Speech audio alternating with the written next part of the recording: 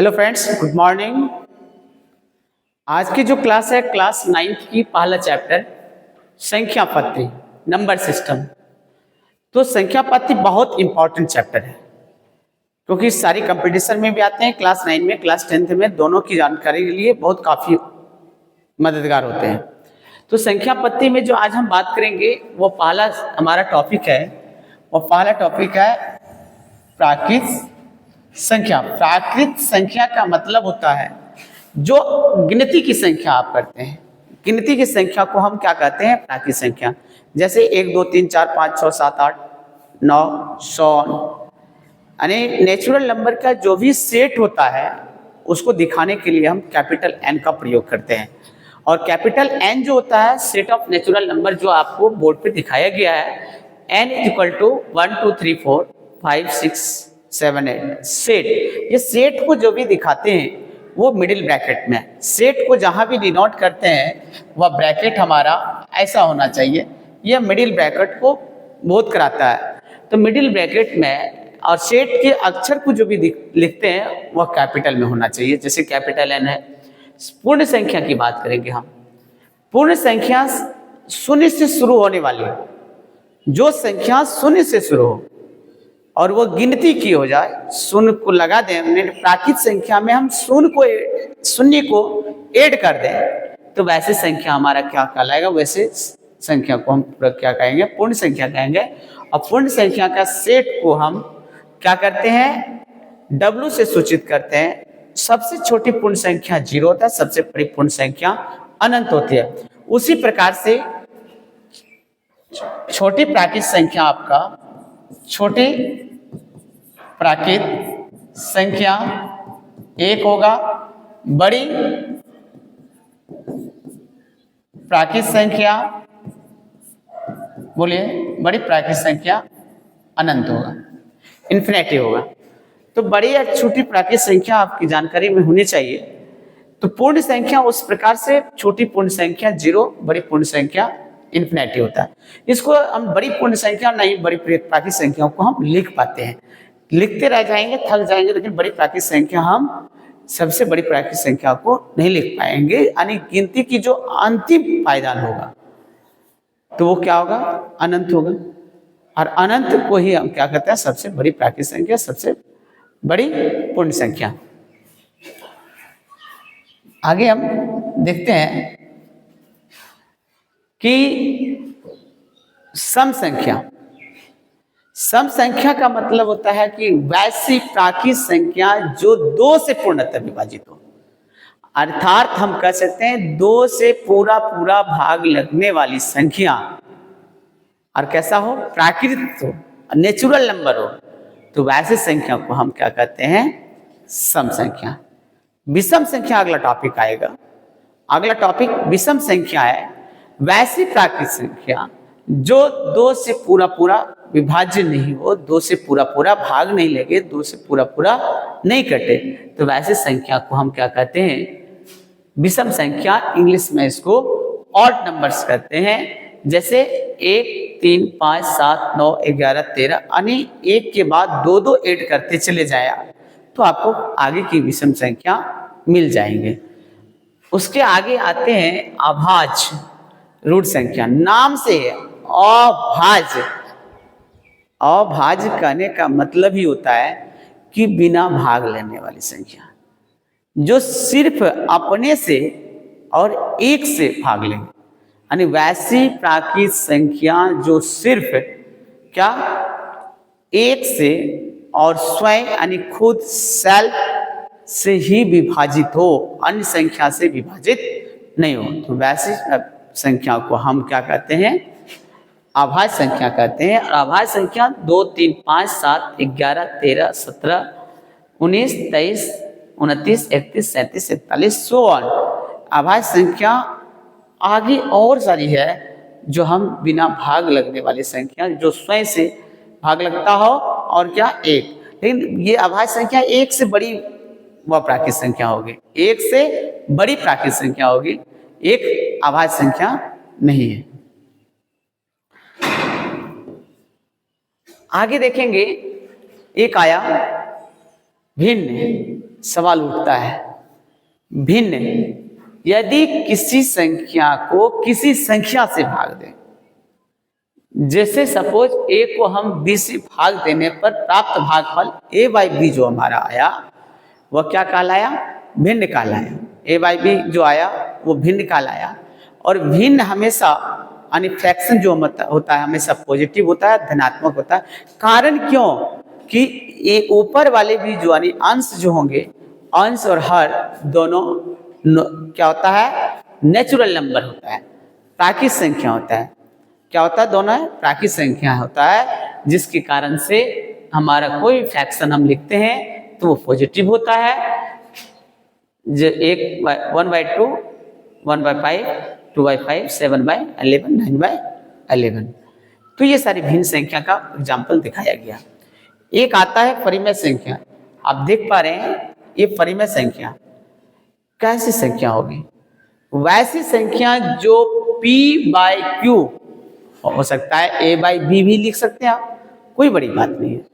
p/, वैसी संख्या जो p/q के रूप में हो, अर्थात pq इंटीजर्स हो, पूर्णांक हो। pq क्या हो, इंटीजर्स हो, पूर्णांक हो, तब और q नॉट इक्वल टू 0 हो। q 0 के बराबर होगा तो कभी भी परिमेय संख्या नहीं होगा। दोनों में डिफरेंस आपका फ्रैक्शन और रेशनल नंबर्स। यहाँ जो होता है, यहाँ a और b जो होता है वो नेचुरल नंबर होता है, जबकि यहाँ जो p/q आप लिखते हैं, p और q जो होता है यहाँ क्या होता है, इंटीजर्स होता है। और इंटीजर्स पॉजिटिव भी हो सकता है, नेगेटिव भी हो सकता है और 0 भी हो सकता है। सबसे पहले अब हम आगे बढ़ेंगे, जब आया इंटीजर्स की बात तो देखेंगे, जैसे इंटीजर्स में हम बात करेंगे, जैसे -1 इंटीजर्स का लाएगा, 2 भी इंटीजर्स का लाएगा, इंटीजर्स होगा।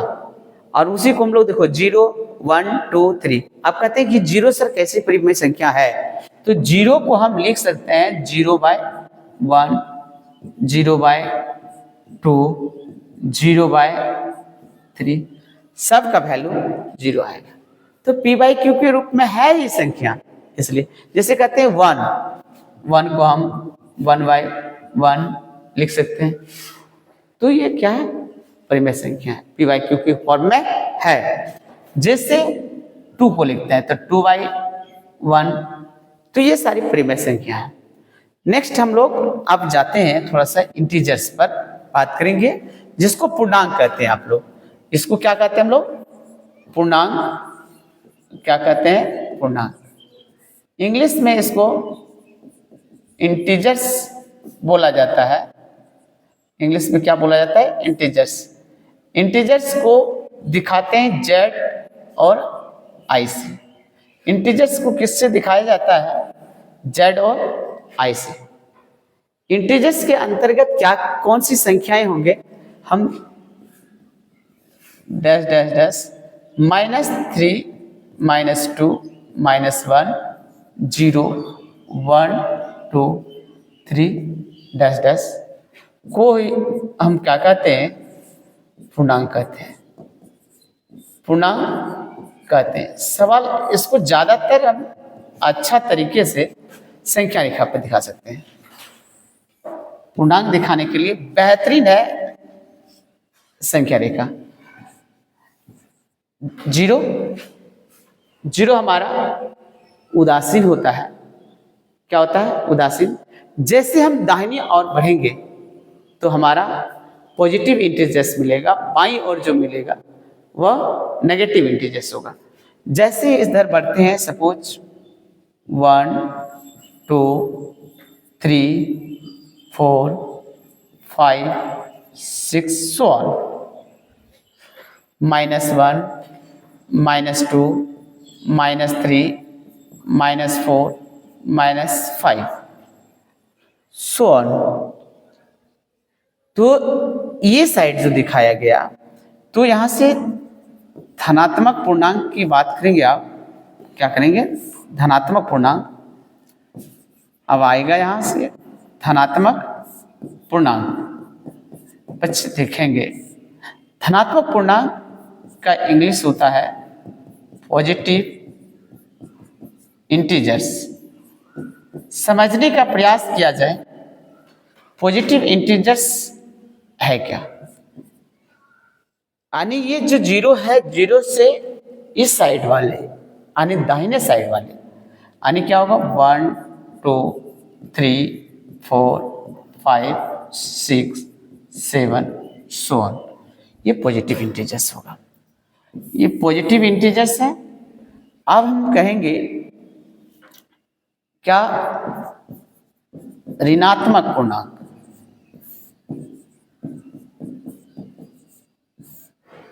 जिसको हम लोग इंग्लिश में नेगेटिव इंटीजर्स कहते हैं। ध्यान देना है, नेगेटिव इंटीजर्स के तहत हमारा -1 -2 -3 -4 -5 सो ऑन।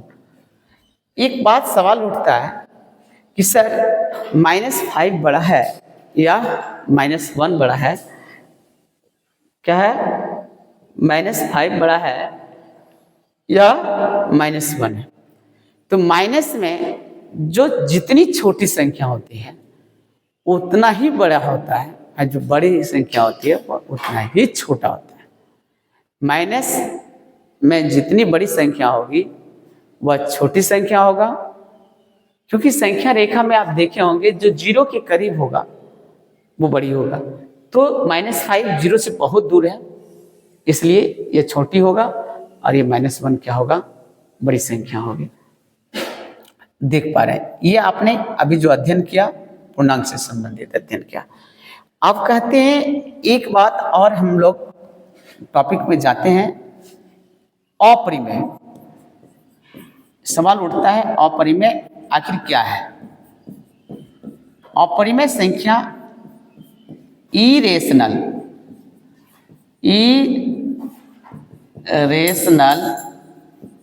नंबर्स, कैसी संख्या होगी ये, इरेशनल, ये डबल आर है, इरेशनल नंबर्स। तो साफ स्पष्ट है इरेशनल नंबर क्या, जिस संख्या को p/q के रूप में हम व्यक्त नहीं कर पाएंगे, तो सारी संख्या क्या कहलाएगी, इरेशनल नंबर होगा। अर्थात उसी को हिंदी में हम लोग क्या कहते हैं, अपरिमेय संख्या। लिखेंगे वैसी संख्याएं जिसे p/q के रूप में व्यक्त नहीं कर सकते, नहीं कर सकते हैं।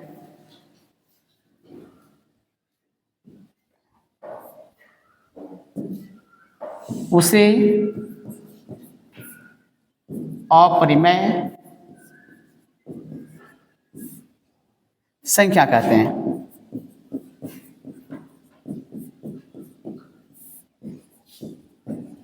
बहुत सारे उदाहरण हैं, जैसे √2,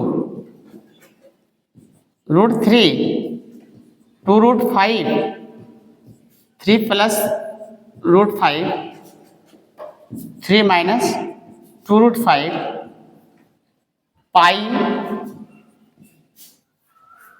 π/2, π/4, 1.000000123 ये सारी संख्याएं जहां भी मिलेंगे सारे क्या कहलाएंगे, अपरिमेय संख्याएं कहलाएंगे। इसको p/q के रूप में नहीं लिख सकते। सवाल उठाते हैं कि अपरिमेय संख्या कहते हैं सर, फिर भी पाई हमारा कहीं भी मिलेगा, इसको क्या कहेंगे, अपरिमेय संख्या।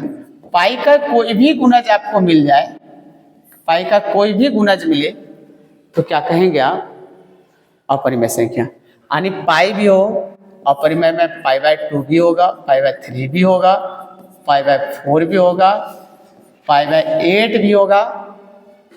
तो ये सारी अपरिमेय संख्या है। तो पाई का कोई भी गुणज आपको मिल जाए तो अपरिमेय, जबकि 22/7 इसकी वैल्यू होता है, ये परिमेय होगा। ये क्या होगा? परिमेय। पाई का अप्रोक्सीमेट वैल्यू 22/7 होता है, एग्जैक्ट नहीं होता, नियरेस्ट वैल्यू होता है। तो अप्रोक्सीमेशन वैल्यू मान करके हम क्या करते हैं, क्षेत्रमिति के दौरान ये और पाई का वैल्यू 3.14 भी माना जाता है। ये मेंसुरेशन में होता है। पाई का वैल्यू हो जाएगा 22/7 और 3.14। ये कहाँ होता है? मेंसुरेशन क्षेत्रमिति बनाने के क्रम में इसका प्रयोग करते हैं। इस पाई का मान हो गया ये, इसको हम लोग लिखते हैं पाई का मान। अप्रोक्सीमेट ज़्यादातर यही वैल्यू को यूज किया जाता है। अब यहाँ से हमने अपरिमेय को जाना।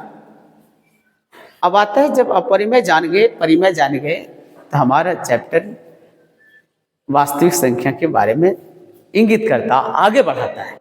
क्या कराता है? इंगित करता है कि आखिर परिमेय की अपरिमेय की जानकारी होने के बाद हम वास्तविक संख्या की जानकारी के लिए आगे बढ़ते हैं। तो वास्तविक संख्या हमारा 10वां पॉइंट होगा आज का, वास्तविक संख्या।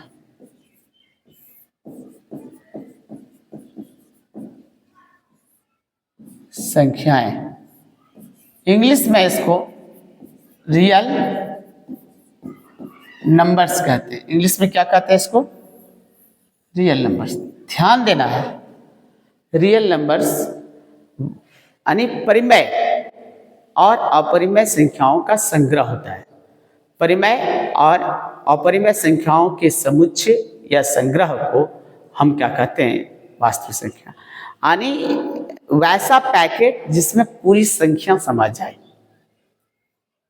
क्या कहलाता है? वास्तविक संख्या कहलाता है, जिसको हम लोग इंग्लिश में रियल नंबर्स कहते हैं। यानी लिखेंगे परिमेय और अपरिमेय संख्याओं के संग्रह,